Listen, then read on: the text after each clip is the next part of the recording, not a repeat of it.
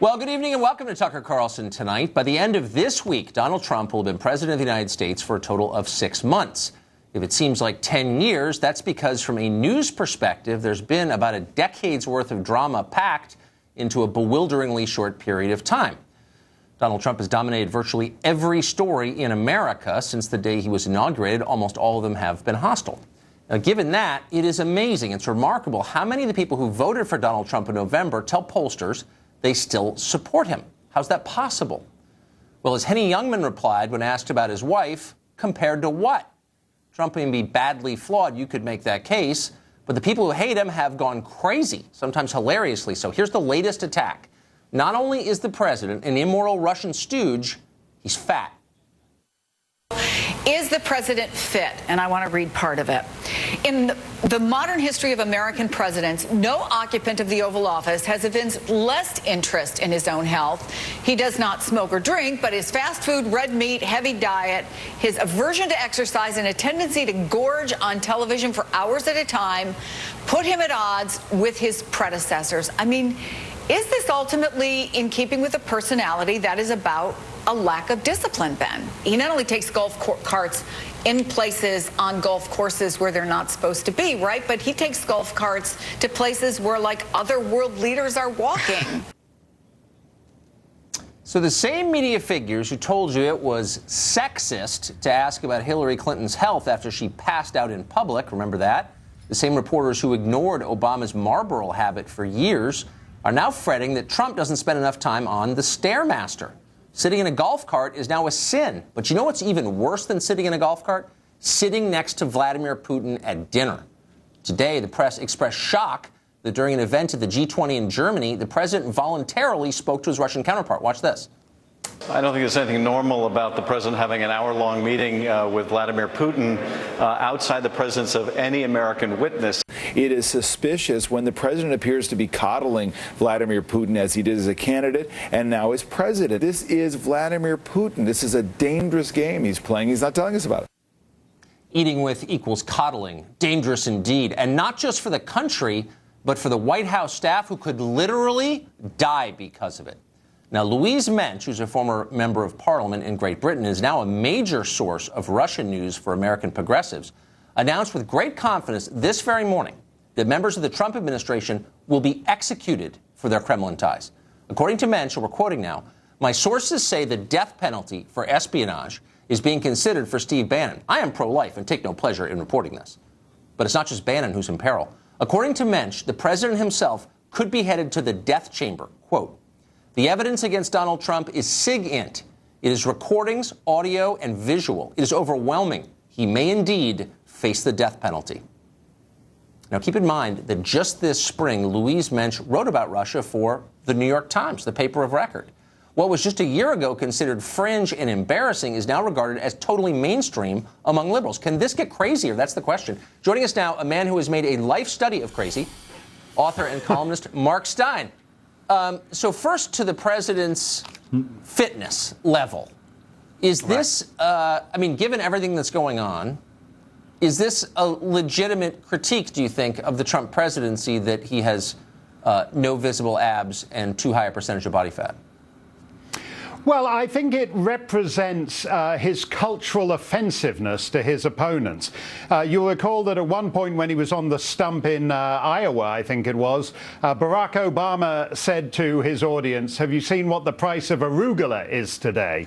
As you know, Barack Obama really was happen? the first. That's so good. That did really happen. He was, in that sense, the first arugulan American to be elected president.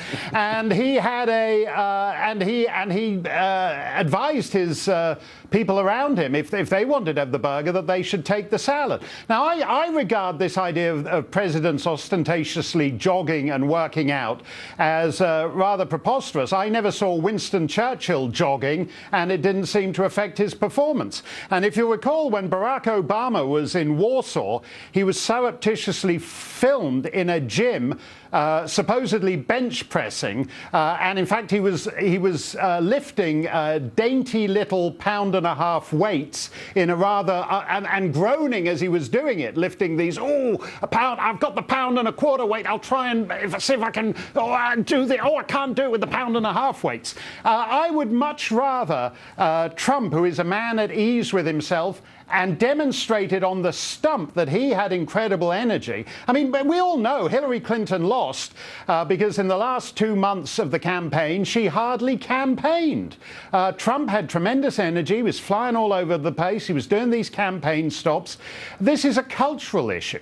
They want to force Trump into eating arugula and jogging because he represents in that sense, the other side of the cultural divide. I think that's exactly right. He likes fast food and Three Musketeers bars, and that's deeply offensive to them. Now, Louise Mensch, I almost don't want to single out any one person because there are so many conspiracy nuts on the left right now. But Louise Mensch was a member of Parliament and a published New York Times author, and kind of a serious person, I thought. And then somewhere along the line in the past year, she's taken to sending out statements like the one she did this morning that the death penalty is about to be applied to Steve Bannon. I guess 2 questions. What happened? And second, how can she be taken seriously by mainstream figures in the press still, given that she writes stuff like that? Well, because I don't think there's any level of derangement that is too far to go. Everybody throws around the word treason with relation to Trump and the Russians. And the penalty for treason is death. And if you think about it, the left isn't invested with that Taliban guy who was arrested shortly after capturing in Afghanistan, shortly after 9/11. They weren't interested. He was actually fighting with America's enemies in Afghanistan. But nobody wanted to hang that guy because treason of that kind isn't serious to the left. Whereas if you have tiramisu with Putin at a G20 banquet, you should fry for that. That's the position of the left now. And if you think about it, once you follow that path, that somehow meeting with any Russian, as you were talking about the other night, Tucker, if it's a crime to meet with any Russian, if it's treason to meet with any Russian, if the penalty for treason is death, then Louise Mensch is right and Trump is heading for the chair. That's the logic of where the left is on this. But, I mean, I think you're younger than I am, but I think you're still old enough to remember when Russia, then called the Soviet Union, swallowed up half of Europe, was under a cloud of darkness and oppression. And I seem to recall for 70 years the left taking their side, making excuses for them, attacking people who attacked them. How did this happen? How did Russia become the enemy among people who always defended Russia? Because in the end, as with all these things, the left's real enemy is domestic. So the left is quite happy to make common cause with Islamic radicalism when Islamic radicals have an objection to right-wing Americans. And in exactly the same way, they had no interest in Russia until it quite opportunistically served their needs in terms of getting Trump. As you say, where were these guys 40 years ago? 40 years ago, they were seriously arguing. In fact, somebody argued just the other day that they seem to think the Berlin Wall was the equivalent of the Mexican Wall, because to leftists, the purpose of the Berlin Wall was to keep West Germans from flooding inside and enjoying the benefits of life behind the Iron Curtain. And so we now have the poor old East Germans had to build that Berlin Wall to keep all the Western Europeans from flooding into it. We all know how they were shot at Checkpoint Charlie. West Germans, Frenchmen, Italians trying to get inside the Warsaw Pact. That was what the left did at the time. Now they're saying that if Trump goes to a summit of world leaders and he's seen talking to a world leader, then that is somehow treason, and that guy is headed for the chair. Well, the weird part is that the healthcare initiative just failed, at least for the moment, yesterday. And you can lay part of the blame on that at the White House, I think. I mean, there are cases you could make against the Trump White House, but they're not making any of them. in favor of something that's so ludicrous that it humiliates them when they articulate it. I don't who's making the strategy over there. It's insane. Yeah, because there's actually an interesting story here that Trump's main problem, in a way, is that there's a Republican Party, significant parts of the leadership of which have no interest in seeing the Trump presidency succeed. And in a sense, they're inflicting quite a lot of damage and obstruction on him. And you'd have thought that in itself would be an interesting enough story for CNN to cover. Instead, they're saying, oh, look, he went to the G20 summit and he was supposed to be sitting next to the Argentine First Lady, and he sat with her for 2 courses, and then in dessert, he wandered over and he started talking to Putin. Can you believe that? The Russians are so deep into this guy that they've arranged to have a clandestine meeting at a world summit.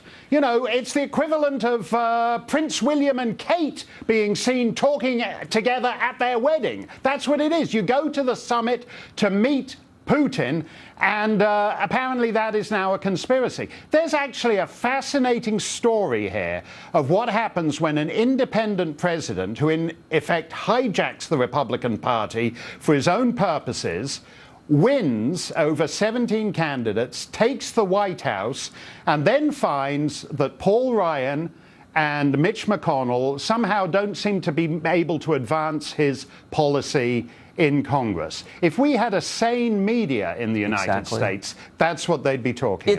It's an amazing story. And by the way, it's not necessarily a pro-Trump story, but they're not reporting it because it's not Putin related. It's demented, actually. No. Mark, thanks a lot for joining us, as always. Thanks a lot, Tucker. Thank you. All right, I've just been handed something, so I'm going to read to you right from this. This is an interview with the New York Times. The President of the United States apparently just did. Maggie Haberman and Peter Baker were 2 of the reporters. And in it, he was asked about the recusal of the Attorney General, Jeff Sessions, formerly a senator from Alabama, and not insignificantly, one of the first members of the Senate to endorse Donald Trump in his bid for the Republican nomination. Took a huge amount of grief for doing that in his state and in the Senate, but he did it anyway. President Trump was asked about his attorney general, and here's part of what he said, and I'm quoting now. Sessions should have never recused himself, and if he was going to recuse himself, he should have told me before he took the job, and I would have picked somebody else. President Donald Trump about his own attorney general. Now, it's possible there's context there we're missing. Certainly there are going to be follow-up stories to this, but it looks like a direct attack by the president on one of his first supporters and a widely respected man in Washington, the Attorney General of the United States, Jeff Sessions. We'll tell you more when we get it.